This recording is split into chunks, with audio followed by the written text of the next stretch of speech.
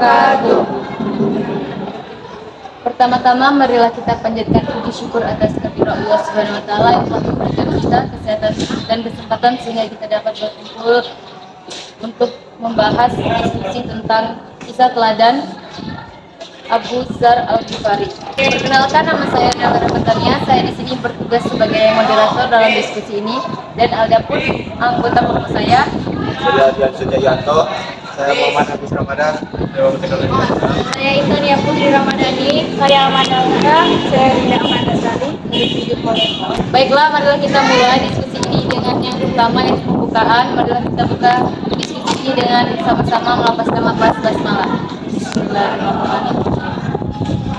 Selanjutnya penyampaian materi. Saya persilakan untuk pemateri pertama, yaitu Dinda Amdasari. Kepada Dinda.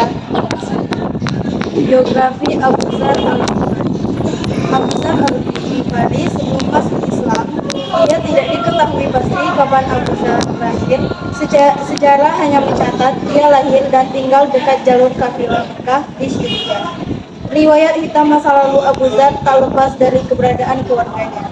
Nama lengkapnya Jundab atau Jundub bin Junadah bin Qais bin Ammar. Abu Dzar yang dibesarkan di tengah-tengah keluarga perampok besar Al-Ghifari saat itu, tetapi ia dan pengikutnya hanya merampok orang-orang kaya dan hasil rampokannya dibagi-bagikan kepada fakir miskin. Kerusakan dan derita korban yang disebabkan oleh aksinya kemudian menjadi titik balik dalam perjalanan hidupnya. Insaf dan berhenti dari aksi kejahatannya. Bagaimanapun, Abu Dzar percaya adanya Tuhan.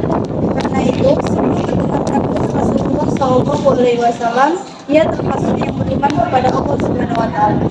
Tidak pernah kepalanya sujud menyembah berhala. Tindakannya itu menimbulkan amarah besar pada suaminya yang memasak junbat meninggalkan tanah kelahirannya. Bersama ibu dan saudara lelakinya, Anis Al-Ghifar, Abu Dzar hijrah ke Najd. Ini merupakan hijrah pertama Abu Dzar dalam mencari kebenaran. Selanjutnya penyampaian materi selanjutnya akan disampaikan oleh Amanda Azhara. Kepada Amanda, saya silakan. Setelah masuk Islam, keislaman Abu Dzar bermula dari saudaranya yang bernama Anis Al-Ghifari. Ketika itu saudaranya baru pulang dari Mekah. Kepada Abu Dzar, Anis menceritakan bahwa ia bertemu dengan Nabi yang menyebarkan agama seperti yang diambilnya. Itu mewajibkan orang kaya memberikan sebagian hartanya kepada fakir miskin. Seperti Abu Dzar, Nabi membawa agama itu sangat mencam orang yang tidak memperhatikan orang, seperti anak yatim dan fakir miskin. Berita ini memberikan daya tarik yang luar biasa kepada Abu Dzar. Abu Dzar kemudian menuju Mekah. Secara terang-terangan ia mengucapkan kalimat syahadat di Mekah. Langsung saja ia berteriak kepada orang-orang Quraisy semuanya, "Aku bersaksi bahwa tiada Tuhan kecuali Allah. Aku bersaksi bahwa Muhammad adalah hamba dan utusannya." Suasana saat itu sangat mencekam dan menakutkan. Hal ini disebabkan adanya ancaman dan penganiayaan kaum musyrik terhadap umat agama Islam. Baiklah, materi selanjutnya akan disampaikan oleh kepada Intannya. Saya persilakan. Tak menunggu lama, mereka menangkap dan memukuli Abu Dzar. Bahkan nyaris saja lelaki yang baru memeluk Islam ini kehilangan nyawanya. Abbas datang di dekatnya dan mengangkat tubuh Abu Dzar yang babak belur. "Celakalah kalian kaum Quraisy, apa kalian tidak membunuh seorang dari Bani Ghifar? Padahal jalur perdagangan kalian melewati perkampungan orang-orang Ghifar," ujar Abbas. Mendengar itu mereka berhenti menghajar Abu Dzar. Setelah menyatakan keislamannya, ia kembali ke kampung halamannya dan mengajak sanak keluarganya dan kerabat dekatnya masuk Islam. Beberapa bulan setelah Nabi Muhammad SAW hijrah ke Madinah, Abu Dzar membawa rombongannya dari kabilah Ghifar dan Aslam ke Madinah. Mereka menyatakan sumpah setia kepada Nabi. Ia termasuk Al-Suffah, yaitu sekelompok sahabat biasa beribadah dari dunia dan miskin. Baiklah, pemateri selanjutnya adalah Hafiz. Kepada Hafiz, saya persilakan. Di kalangan Sufi, Abu Dzar dipandang sebagai perintis gaya hidup Sufi. Sepanjang hidupnya, ia memilih hidup dalam kefakiran atau kondisi di mana seseorang tidak memiliki apapun di dalam hidupnya, meskipun punya peluang untuk hidup kaya. Bagi Sufi, kefakiran menduduki derajat tinggi di jalan kebenaran dan orang fakir sangat mereka hargai.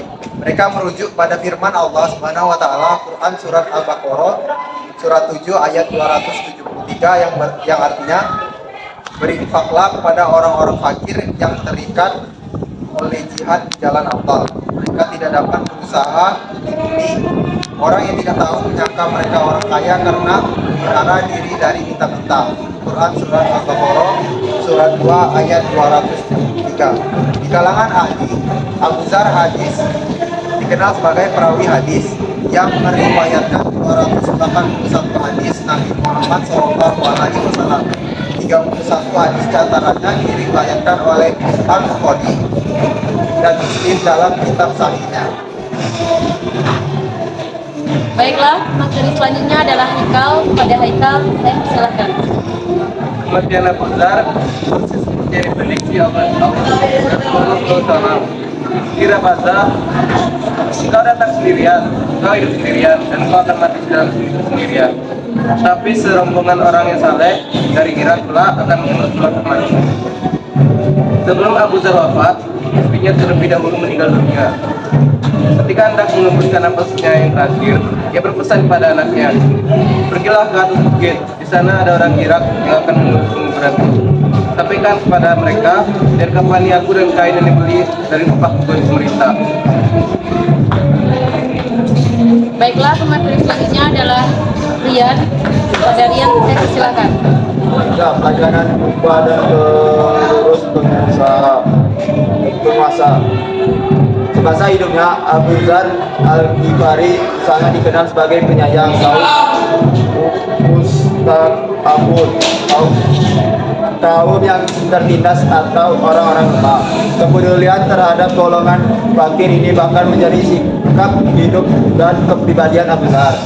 Kebiasaan menyayangi kaum lemah ini tidak berhenti ketika sudah memeluk Islam.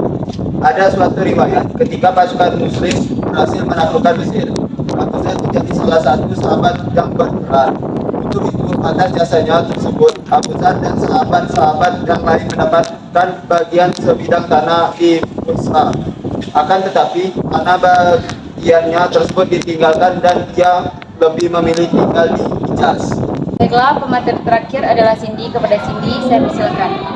Keteguhannya dalam membela kaum lemah menjadi ciri khas corak perjuangan Abu Dzar Al-Ghifari. Hingga suatu saat ia tidak sepakat kepada kebijakan Khalifah Utsman bin Affan yang akan mendirikan Bait al-Mal, perbendaharaan negara, dan mengurus harta umat Islam. Karena dikhawatirkan akan terjadi perampasan harta umat Islam dengan dalih untuk harta Allah Subhanahu wa taala. Begitu juga saat berkunjung ke Damaskus pada tahun 652 Masehi, Abu Dzar menyaksikan Gubernur Muawiyah bin Abu Sufyan sedang membangun istana hijaunya Al-Hijra yang megah. Abu Dzar berkata kepada Muawiyah, "Kalau engkau membangun istana dengan hartamu itu berlebih-lebihan. Kalau engkau membangun dengan harta rakyat, engkau berkhianat."